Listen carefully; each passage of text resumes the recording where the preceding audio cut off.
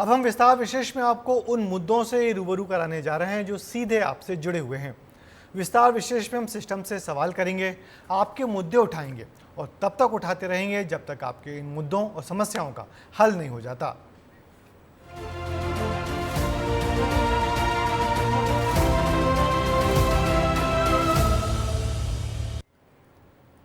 आजकल ट्रेन में अवैध वेंडर्स धड़ल्ले से अपना कारोबार कर रहे हैं। मुनाफे के चलते यात्रियों की सेहत से खिलवाड़ कर रहे हैं। विस्तार न्यूज़ ने अवैध वेंडर्स के खिलाफ मुहिम शुरू की है और ये तब तक जारी रहेगी जब तक कि यात्रियों की जिंदगी महफूज न हो जाए। खंडवा रेलवे जंक्शन से देखिए हमारी ये खास रिपोर्ट। रेलवे यात्रियों पर किसकी नजर? कौन खुलेआम बेच रहा जहर? कब खत्म होगा अनजान दुश्मनों का कहर? जब ट्रेन किसी स्टेशन के पास से गुजरती है तो इस पर किसी की नजर रहती है। नजर यात्रियों पर रहती है। कोई आउटर से अपने मंसूबों को अंजाम देने के लिए कोशिश में लगा रहता है तो कोई स्टेशन पर ट्रेन के रुकते ही यात्रियों को शिकार बनाने निकल पड़ता है और इसके लिए यात्रियों की सेहत से खिलवाड़ ही क्यों ना की जाए। विस्तार न्यूज की टीम खंडवा जंक्शन पहुंची और अवैध वेंडर्स के अवैध साम्राज्य को कैमरे में कैद किया। इस वक्त हम पहुंचे हैं खंडवा रेलवे जंक्शन पर। यहाँ जानेंगे कि अवैध वेंडर किस तरह से अपना साम्राज्य चला रहे हैं। तस्वीरें हैरान करने वाली थी क्योंकि यहाँ पूरा गिरोह सक्रिय है जो यात्रियों की मजबूरी का फायदा उठाकर उनकी सेहत से खिलवाड़ कर रहा है। आउटर से ही अवैध वेंडर ट्रेनों में चढ़ जाते हैं। इनका गिरोह इतना सक्रिय है कि उन्हें ट्रेनों की पल पल की अपडेट होती है। कौन सी ट्रेन कितने बजे आएगी, कहां रुकेगी, सब पता होता है। आउटर से चढ़ते हैं और अपना सामान बेचकर उतर जाते हैं।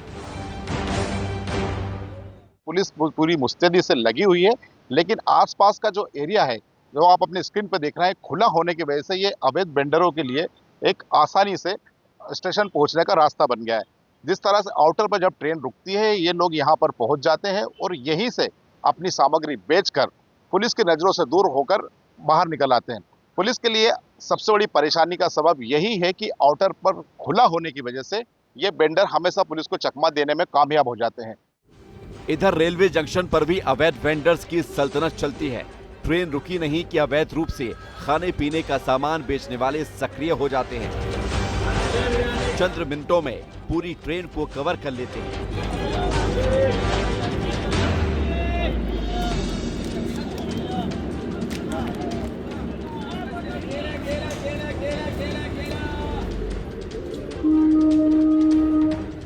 विस्तार न्यूज ने अवैध वेंडर्स के खिलाफ मुहिम छेड़ी है तो आरपीएफ समय समय पर अवैध वेंडर्स के खिलाफ कार्रवाई करता है।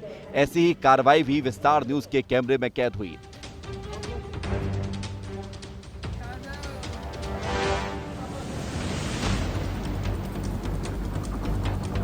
विस्तार न्यूज के सामने ही आरपीएफ ने अलग अलग ट्रेनों से 16 अवैध वेंडर्स को हिरासत में लिया।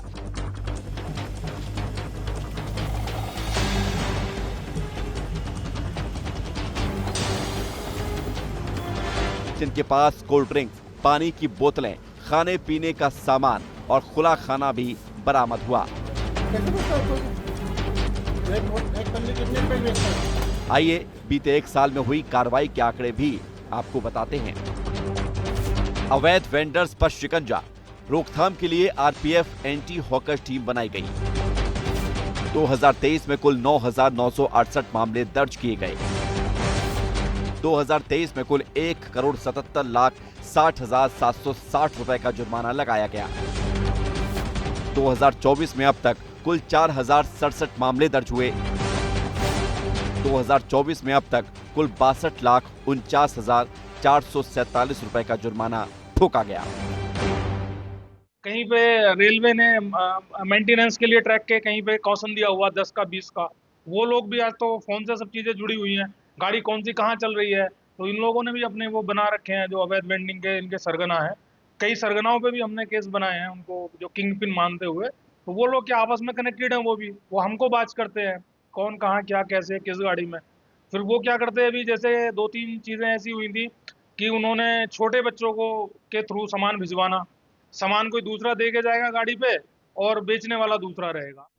आरपीएफ की टीम ट्रेन में यात्रियों को जागरूक भी करती है कि वो कैसे अवैध वेंडर्स के खिलाफ मुहिम में आरपीएफ का सहयोग कर सकते हैं।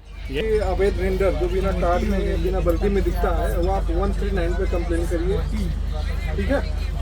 ये रेलवे की तरफ से जागरूकता अभियान चलाया जा रहा है। यात्रीगण कृपया ध्यान दें, खुले में बिकने वाला खाने का सामान ना खरीदें। बगैर ड्रेस के कोई सामान बेचता दिखे तो शिकायत करें। सामग्री बेचने वाले के आई कार्ड की जांच करें। ज्यादा कीमत पर सामान बेचे तो सतर्क हो जाएं। तत्काल अवैध वेंडर्स की शिकायत 139 नंबर पर करें। आरपीएफ के साथ विस्तार न्यूज ने भी लोगों की सेहत से खिलवाड़ करने वाले अवैध वेंडर्स के खिलाफ मुहिम छेड़ी है। आरपीएफ के अधिकारी भी इस मुहिम का स्वागत कर रहे हैं। अच्छी बात है, चलाना चाहिए। आप पूरे भारत स्तर पे चलाओ आप इसको, तो स्वागत है आपका। अवैध वेंडर्स का नेटवर्क काफी गहरे तक फैला हुआ है। खंडवा जंक्शन पर इटारसी और भुसावल से भी वेंडर्स आते हैं और सामान बेचते हैं। इसकी वजह रेलवे की कुछ कमियां भी हैं। आउटर पर आसानी से एंट्री तो अधिकारियों की मिली भगत से भी इनकार नहीं किया जा सकता। यही वजह है कि ये कारोबार खूब फल फूल रहा है। अब देखना ये होगा कि रेलवे कब सख्त कदम उठाएगा, क्योंकि ये यात्रियों की जिंदगी से जुड़ा मामला है। अगर सालाना बात करें तो लगभग अब तक 900 लोगों के खिलाफ ऐसी कार्रवाई की जा चुकी है। मंडल की बात करें तो भुसावल में अब तक 9000 लोगों के खिलाफ इस तरह की कार्रवाई की जा चुकी है। लगातार आरपीएफ मुस्तैदी से यात्रियों की सुरक्षा के लिए लगा हुआ है और ऐसे अवैध वेंडरों को पकड़कर उनके मुकाम जेल तक पहुंचाने की कार्रवाई में लगा हुआ है। शेख शकील, विस्तार न्यूज, खंडवा। तो देखा आपने हमारे संवाददाता शेख शकील की ये अच्छी रिपोर्ट। हमने ये भी बताया कि अवैध वेंडर्स कैसे गिरोह चलाते हैं, उन पर आरपीएफ कैसे कार्रवाई कर रही है। लेकिन ये कार्रवाई महज दिखावे की ना हो जाए, बल्कि लगातार चलती रहनी चाहिए, क्योंकि ये मामला रेल में यात्रा करने वाले लाखों लोगों की ज़िंदगी और सेहत दोनों से जुड़ा हुआ है। अब बात करेंगे छत्तीसगढ़ के अंबिकापुर की। यहाँ दुग्ध संघ की मनमानी के चलते जिले के हजारों दुग्ध उत्पादक किसान परेशान हैं। जिले में हजारों लीटर दूध का उत्पादन होता है, फिर भी दूध प्रोसेसिंग यूनिट में बिलासपुर से दूध मंगाया जा रहा है। देखिए किसानों की पीड़ा को उजागर करती हमारी ये रिपोर्ट। अंबिकापुर में दूध उत्पादक किसानों से छलावा। दूध के लिए बिलासपुर के किसानों को बुलावा। सरगुजा संभाग मुख्यालय अंबिकापुर में पशुपालक किसानों को जो दूध का उत्पादन करते हैं उनको फायदा हो, इसके लिए कई दशक पहले यहाँ पर प्रोसेसिंग यूनिट लगाया गया है दूध का। लेकिन इस दूध प्रोसेसिंग यूनिट में स्थानीय जो किसान हैं उनको कोई भी फायदा नहीं मिल रहा है। जी हाँ, भीषण गर्मी और धूप के बीच किसान दूर दूर से आकर अंबिकापुर में दूध बेच रहे हैं। गर्मी सताती है, दूध खराब हो जाता है और दाम कम मिलते हैं। जबकि अंबिकापुर में दूध प्रोसेसिंग यूनिट काम कर रही है। पशुपालकों का कहना है कि जितना दूध प्रोसेसिंग यूनिट को चाहिए उतना यहाँ के किसान उत्पादन कर रहे हैं, लेकिन प्रोसेसिंग यूनिट में किसानों से दूध नहीं खरीदा जा रहा और बिलासपुर से दूध मंगवाया जा रहा है। पूरा धूप पूरा गर्मी हम लोग झेल ही रहे हैं। अब अपना रोजी रोटी चलाना है तो कुछ तो करना पड़ेगा भैया हम लोग को ना। धूप रहे, कुछ भी रहे, पानी रहे, ठंडा रहे, बरसात रहे, कुछ भी रहे, हम लोग को करना पड़ता है। इतना धूप में घूमना पड़ता है, कभी दूध भी खराब हो जाता है। प्लस अभी हर चीज़ का रेट का महंगाई हो गया है और दूध का रेट एकदम डाउन है। जस्ट का तस पहले जैसा ही बढ़ता ही नहीं है। और इस महंगाई में मतलब हम लोग को बेचने में, मेंटेनेंस करने में, चारा दाना हर चीज़ खिलाने में बहुत परेशानी है। यहाँ पर दूध बिलासपुर से मंगाया जा रहा है और उसके बाद दूध की प्रोसेसिंग की जा रही है और उसकी सप्लाई की जा रही है। लेकिन अधिकारियों का कहना है कि किसानों के द्वारा पर्याप्त मात्रा में दूध की सप्लाई नहीं की जा रही थी। इसकी वजह से सरगुजा संभाग के किसानों से दूध की खरीदी नहीं की जा रही है। लेकिन जो किसान हैं उनका कहना है कि वो दूध बेचना चाहते हैं, लेकिन उन्हें ऐसा मौका ही नहीं मिल रहा है। किसानों का कहना है कि अगर गांव-गांव से दूध की खरीदी की जाएगी तो उन्हें फायदा होगा। एक तरफ दाम अच्छा मिलेगा तो दूसरी तरफ शहर लाकर दूध बेचने का खर्च और समय दोनों की बचत होगी। वो इस वक्त में कुछ और काम कर सकेंगे। हम लोग को राहत मिल जाता है, यहाँ दौड़ना भी नहीं पड़ता और सरकार जाके अपना पूरा उठा के ले आता। पैसा भी हम लोग को समय पे मिलता। अगर सरकार खरीद रही है, घर से उठा रही है, तो ये आदमी भी खाली रहेगा तो कुछ करेगा, कुछ लोग का चारा दाना भी जुटाएगा और अच्छा रेट से घर से ले आए तो अच्छा रहेगा। नुकसान हो रहा है, अच्छा खरीदी होता गांव में तो रेट बढ़िया मिलता, धूप में परेशानी होना नहीं पड़ता। गांव में अगर दूध सरकार खरीदता तो ठीक था। दूध प्रोसेसिंग यूनिट प्रभारी के मुताबिक जरूरत के हिसाब से अंबिकापुर में दूध नहीं मिल रहा था, लिहाजा बिलासपुर से दूध बुलवाया जा रहा है, लेकिन हकीकत थोड़ी अलग है। संभाग में 20,000 से ज्यादा दूध उत्पादक किसान हैं। अंबिकापुर में रोजाना 10 से 12,000 लीटर दूध की सप्लाई होती है। किसानों को दूध बेचने से रोजाना मिल रहे हैं 4 लाख रुपए। देवभोग साल 2015 से दूध प्रोसेसिंग यूनिट का संचालन कर रहा है, जहां रोजाना 1000 से 1,500 लीटर दूध आ रहा है और पैकिंग कर सप्लाई किया जा रहा है। विस्तार न्यूज ने मुद्दा उठाया तो अब जल्द ही अंबिकापुर के किसानों से दूध खरीदने की बात जिम्मेदार कर रहे हैं। तो अभी सर्वे चला गया है गवर्नमेंट के पास, जल्द ही अपन अंबिकापुर में और पूरा सरगोजा संभाग में कलेक्शन सेंटर चालू करेंगे, किसानों से दूध खरीदा जाएगा। उम्मीद है कि जल्द ही दुग्ध संघ के जिम्मेदार अंबिकापुर के पशुपालकों की दर्द को समझेंगे और गांव-गांव जाकर किसानों से दूध खरीदेंगे, क्योंकि इससे जहां किसानों की आमदनी बढ़ेगी और समय की बचत होने से किसान दूध उत्पादन बढ़ाने की ओर ध्यान दे सकेंगे। इस दूध संयंत्र में अब सरगुजा संभाग के किसानों से भी दूध की खरीदी की जाएगी, जो बरसों से बंद हो गई थी। अधिकारियों का कहना है कि इससे 20,000 से अधिक किसानों को फायदा होगा और उनके द्वारा जो उत्पादित दूध है उनकी खरीदी की जाएगी। लेकिन अब देखना होगा कि यह प्रक्रिया कब शुरू होगी, क्योंकि अभी यह सिर्फ एक प्रस्ताव पर ही इसको शामिल किया गया है। कभी अपनी हरियाली और तालाबों के लिए मशहूर भोपाल के माथे पर अब गंदगी का दाग लग रहा है।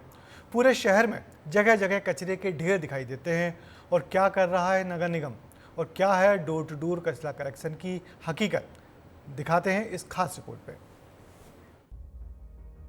राजधानी भोपाल जितना खूबसूरत उतना ही गंदा। मंत्रालय और सचिवालय वाला वीआईपी एरिया हो या फिर अरेरा कॉलोनी जैसे पॉश इलाके, कॉलोनियां नए शहर की हो या फिर गलियां पुराने भोपाल की, हर जगह सिर्फ एक ही चीज है और वो है कचरा, कचरा और सिर्फ कचरा। मध्य प्रदेश की राजधानी भोपाल कभी स्वच्छता में नंबर 1 नहीं हो पाई। आप जानना चाहते हैं क्यों? क्योंकि तस्वीर ये है, कचरा समय पर नहीं उठता, खुद नगर निगम आयुक्त को मोर्चा संभालना पड़ता है। ये कचरा भोपाल की खूबसूरती पर दाग लगाता है और बताता है कि यहाँ का सिस्टम किस कदर बेपरवाह है। जबकि डोर टू डोर कचरा कलेक्शन की व्यवस्था भोपाल में भी है, लेकिन हकीकत चारों तरफ बिखरा हुआ कचरा बता रहा है। हालात ये है कि कचरा हटाने के लिए खुद नगर निगम कमिश्नर हरेंद्र नारायण को अब मैदान में उतरना पड़ा और अधिकारियों को निर्देश देना पड़ा, जिसके बाद प्रशासन कुछ सक्रिय हुआ। कमिश्नर की फटकार के बाद कार्रवाई की गई और एक दिन में ही प्रशासनिक अमले ने 139 मामले दर्ज किए, 41,500 रुपए का जुर्माना भी वसूला। साथ ही साथ प्रशासनिक अमले को कई जगह गंदगी का अंबार भी मिला। अब चलिए आपको भोपाल शहर की आबादी, इसकी जरूरत और कचरा सफाई की व्यवस्था को समझा देते हैं, क्योंकि 29 लाख की आबादी वाले भोपाल शहर में साफ सफाई की व्यवस्था कैसी है ये जानना भी बहुत जरूरी है। दरअसल भोपाल शहर की जनसंख्या करीब 29 लाख है, जिसमें निगम जोन की संख्या 19 तो वार्ड 85 है। 2 लाख घरों से भोपाल में रोज कचरा उठाया जाता है। निगम के पास 700 कचरा वाहन है और शहर में कचरा ट्रांसफर स्टेशनों की संख्या 11 है। भोपाल शहर से रोजाना 900 मीट्रिक टन कचरा निकलता है और यहाँ पर 10,000 से ज्यादा सफाई कर्मी साफ सफाई के लिए तैनात हैं। शहर की सफाई को लेकर सिस्टम तो बेहतर है, लेकिन मॉनिटरिंग की कमी से फेल नजर आता है। कचरा तो इकट्ठा किया जाता है, लेकिन कर्मचारी खाली प्लॉट में ही कचरा डंप करके चले जाते हैं, जबकि इन कचरों को ट्रांसफर स्टेशनों तक पहुंचना चाहिए। ऐसे में सवाल यही है कि भोपाल में सफाई व्यवस्था क्यों फेल हो जा रही है। दरअसल यहाँ पर कर्मचारी डीजल बचाने के चक्कर में कचरा ट्रांसफर स्टेशन तक जाते ही नहीं है। खाली प्लॉट में ही कचरा डंप कर देते हैं और फिर कई बार गीला और सूखा कचरा एक साथ होने पर विवाद भी हो जाता है और ट्रांसफर स्टेशन पर कचरा लेने से कर्मचारी मना कर देते हैं। नगर निगम कमिश्नर सफाई को लेकर गंभीर हैं, क्योंकि ये समस्या बेहद बड़ी है। डॉक्टर्स भी मानते हैं कि साफ सफाई बेहद जरूरी है, क्योंकि ये इंसान के मानसिक और शारीरिक स्वास्थ्य पर सीधा असर डालता है। साथ ही साथ गंदगियां कई बीमारियों को भी जन्म देती है। कई सारे इन्फेक्शियस डिजीज़ हैं जो गंदगी की वजह से ही होते हैं, क्योंकि गंदगी जो रहता है वो माइक्रोब्स के लिए एक फेवरेबल मटेरियल का काम करता है। तो आप देखते होंगे कि ख़ास तौर से जो जहाँ गंदगी रहती है वहाँ डायरिया के पेशेंट, डिसेंट्री आप जिसको आँव वगैरह बोलते हैं, है ना, भोपाल में तो ख़ास तौर से है क्योंकि यहाँ का पानी भी कलेक्ट होता है यहाँ पे, तो इसके पेशेंट बहुत ज़्यादा हैं। इसके अलावा आप देखते होंगे कि स्किन डिजीज़, ख़ास तौर से जो थोड़े पिछड़े इलाके जो हैं जहाँ कम जगह में वेंटिलेशन की कमी है, वैसी जगह पे अगर गंदगी रहती है तो स्किन के बहुत सारे डिजीज़ वाले होते हैं। शहर के मुद्दे मुखरता से उठाने वाले राजेंद्र कोठारी शहर की सफाई व्यवस्था को लेकर नगर निगम को जिम्मेदार मानते हैं, लेकिन इसके साथ साथ कोठारी समाज को भी खुद में बदलाव लाने की नसीहत दे रहे हैं। सब सुबह नहाना चाहते हैं, पर सुबह नहाने के बाद घर के आसपास वो अपने घर के पास ही गंदगी करते हैं।